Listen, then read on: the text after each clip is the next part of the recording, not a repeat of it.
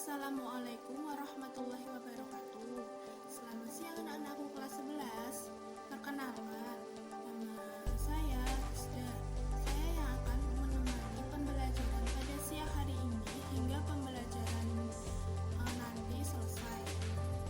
Dan Ibu doakan semoga anak-anakku semua selalu dalam lindungan Allah Subhanahu wa Ta'ala, dalam keadaan sehat dan tidak kurang suatu apapun. Amin.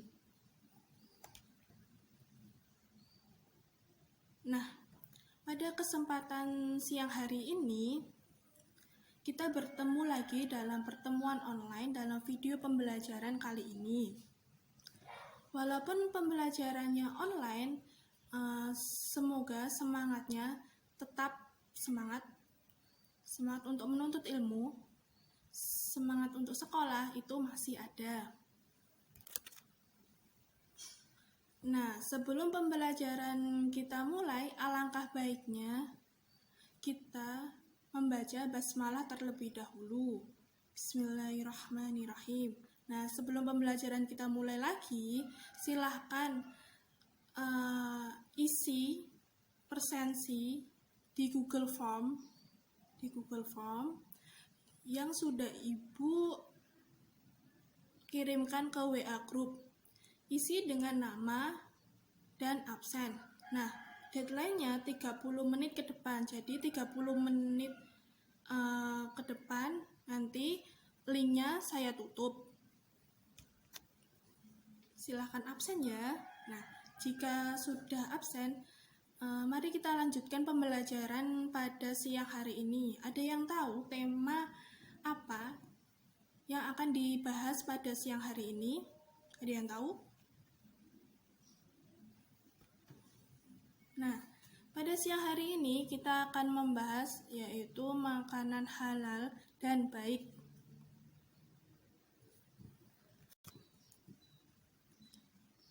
Apa sih tujuan pembelajaran makanan halal dan baik? Apa sih tujuannya? Apa sih manfaatnya buat kalian? Nah, manfaatnya yang pertama, kalian bisa tahu mana makanan yang baik, mana makanan yang halal, mana makanan haram, jenis-jenisnya apa saja, dan hadis-hadis mana yang mengatur makanan halal dan baik. Karena di Islam sendiri semuanya diatur, dalam hal makanan juga diatur, sehingga kedepannya nanti bisa bermanfaat bagi tubuh kita, sehingga kita selalu sehat. Itu tujuan pembelajaran hari ini. Sangat menarik bukan pembahasan hari ini? Mari kita lanjutkan masuk ke pembelajarannya. Tuh, ada tulisan makanan halal. Nah, apa itu makanan halal? Yang tahu silahkan komen di video pembelajaran YouTube ini. Silahkan komen dengan menyertakan nama absen, dan nanti akan saya cek sehingga yang komen nanti akan mendapatkan nilai plus. Yang tahu silahkan komen. Yuk kita lanjutin. Apa itu makanan halal? Makanan halal. Makanan halal yaitu makanan dan minuman yang diperbolehkan dalam syariat Islam untuk mengkonsumsinya. Nah, jadi jika diperbolehkan nanti akan membawa khasiat dalam tubuh kita. Dan ada jenisnya. Apa jenis makanan halal itu? Siapa yang tahu? Yang pertama, semua makanan baik. Apa sih makanan yang baik? Makanan yang baik itu, yang pertama, tidak kotor. Yang kedua, tidak menjijikkan. Yang ketiga, tidak memberikan efek negatif bagi kita.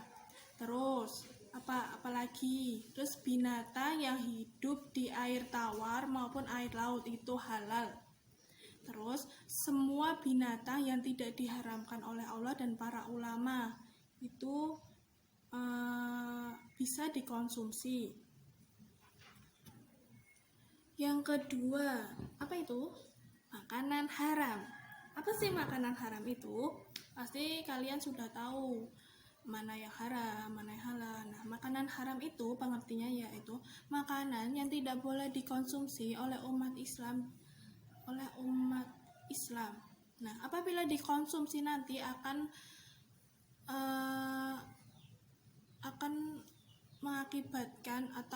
mengakibatkan penyakit-penyakit lain yang terserang pada tubuh kita. Nah, jadi akan menimbulkan dampak yang negatif bagi tubuh kita. Terus jenis makanan haram apa saja? 1. Bangkai dan babi. Nah, itu sudah haram. Kecuali bangkai ikan dan bangkai belalang. Yang kedua apa? Hewan yang tidak disembelih atas nama Allah itu haram.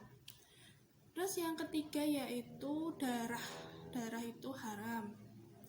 Terus yang selanjutnya itu yaitu hewan yang kotor atau makan kotoran itu juga haram. Selanjutnya yaitu hewan yang bertaring seperti singa, seperti buaya itu haram. Selanjutnya yaitu hewan yang memiliki kuku panjang atau berkuku panjang itu haram. Selanjutnya yaitu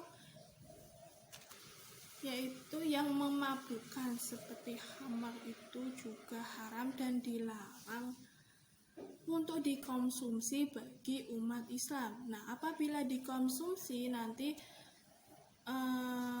akan berdampak buruk baik dalam tubuh kita, merugikan akhirat kita. Jadi jangan konsumsi ya.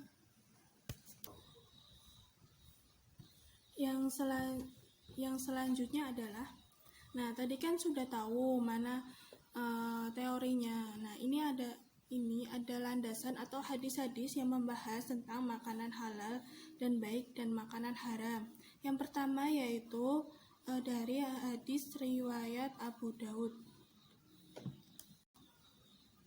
yang bunyinya an Miqdam ibn Maqdiyah Haribah Rasulullah sallallahu alaihi wasallam alaihi qala ala la yahillu dunabin misabai walal khimarul ahli walal luqatahu min mali muhahadin illa ayyastaqniya anha wa ayyuha rajulan dofa qauman falam yaqruhu fa innallahu an yu'kibahum bimisli kirahu, yang artinya dari Al-Miqdad bin Maqdi Karib dari Rasulullah Shallallahu Alaihi Wasallam, beliau bersabda, ketahuilah tidak halal hewan buas yang memiliki taring, keledai jinak, barang temuan dari harta orang kafir atau mu'ahad, kecuali ia tidak membutuhkannya. Dan siapapun laki-laki yang bertamu kepada suatu kaum dan mereka tidak menjamunya, maka baginya untuk menuntut ganti yang seperti jamuan untuknya. Nah, itu adalah hadis riwayat Abu Daud. Dan bagaimana penjelasannya? Nah, di dalam hadis tersebut ada beberapa kata atau beberapa kalimat yang menunjukkan bahwa hewan itu haram. Yang pertama yaitu apa? Hewan buas yang bertaring. Kedua yaitu ada kata-kata tadi keledai jinak. Yang ketiga barang temuan dari orang kafir mu'ahad.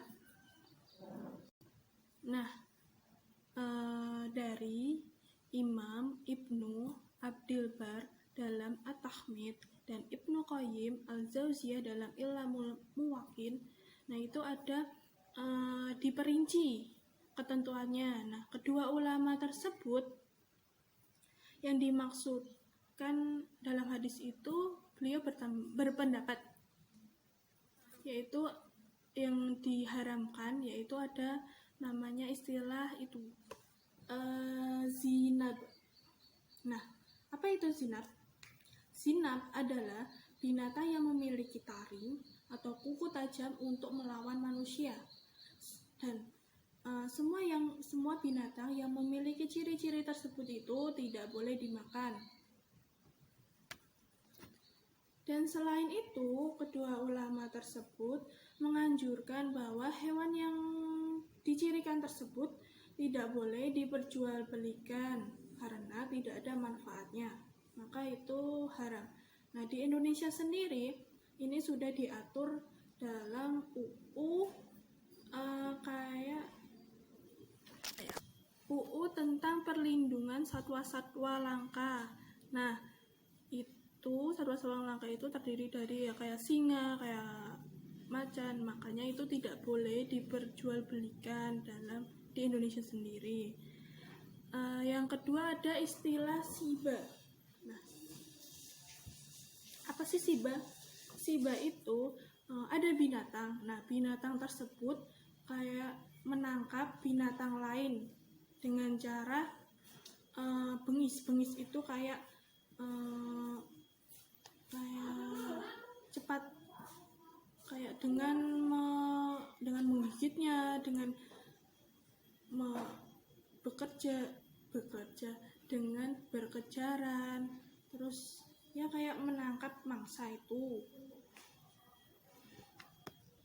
Dan juga cendekiawan muslim yang bernama Syekh Dr. Yusuf dari Qaradawi itu menggolongkan dalam khabais. Khabais itu kayak menggolongkan dalam khabais binatang apa yang tidak boleh dimakan. Yang pertama yaitu semua yang dianggap kotor, menjijikkan, dan berbahaya bagi manusia secara umum. Nah, dengan demikian, apapun binatang yang ciri-cirinya yang sudah dijelaskan tadi, itu hukumnya haram jika dimakan. Tetapi di Indonesia sendiri atau di luar negeri yang tidak mengenal Islam, atau di Indonesia bagian timur yang beragama non-Is, itu malah hewan-hewan tersebut dijadikan panganan atau makanan yang unik, dan katanya masyarakat tersebut di sekitar itu makanan itu berkhasiat bagi tubuh. Ini kontra dengan penelitian medis. Nah, penelitian medis itu mengatakan jika mengkonsumsi hewan-hewan buas dan bertaring itu berbahaya bagi kesehatan karena hewan-hewan itu memiliki penyakit yang sifatnya zoonosis atau nanti akan menularkan penyakit yang ada di dalam hewan itu ditularkan ke manusia apabila manusia itu makan hewan tersebut. Itu adalah hadis riwayat Abu Daud yang pertama. Yang kedua itu ada lagi. Yang kedua yaitu yang mengatur yaitu hadis riwayat At-Tirmizi yang berbunyi An Abi Hurairah radhiyallahu anhu qala Rasulullah sallallahu alaihi wasallam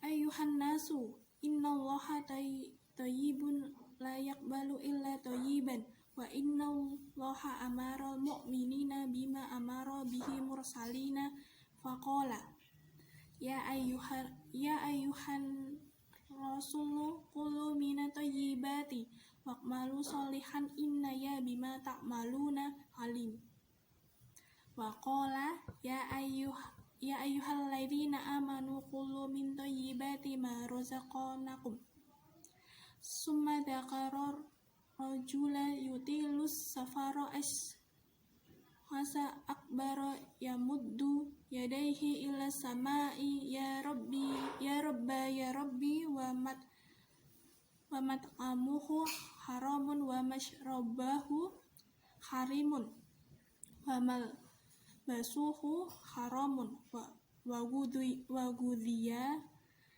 bil harami fa anna yuhtajabu lidzalik, yang artinya dari Abu Hurairah, semoga Allah meridhoinya.